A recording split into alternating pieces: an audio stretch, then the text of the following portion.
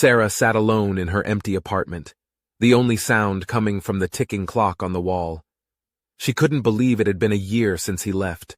1 year since he walked out of the door without a second glance. She had tried to move on, to forget about him, but it was impossible. Every moment of every day, he was on her mind. She walked over to the window and looked out at the gray sky. It matched her mood perfectly. A tear rolled down her cheek as she thought about all the memories they had shared. The laughter, the love, the hope for the future. But now, it was all gone. She picked up the photo album from the coffee table and began to flip through the pages. Pictures of them on their first date, their wedding day, and their honeymoon. The happy memories only made her more miserable. Sarah knew she needed to get out of the apartment, to clear her head. She grabbed her coat and headed outside. As she walked down the street, she saw couples holding hands and laughing together.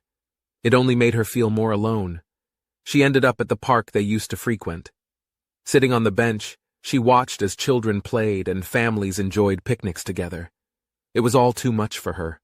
She broke down in tears, the pain too much to bear. As she sat there, a stranger sat down beside her. "Are you okay?" he asked. Sarah shook her head, unable to speak. The stranger simply sat beside her, offering a comforting presence.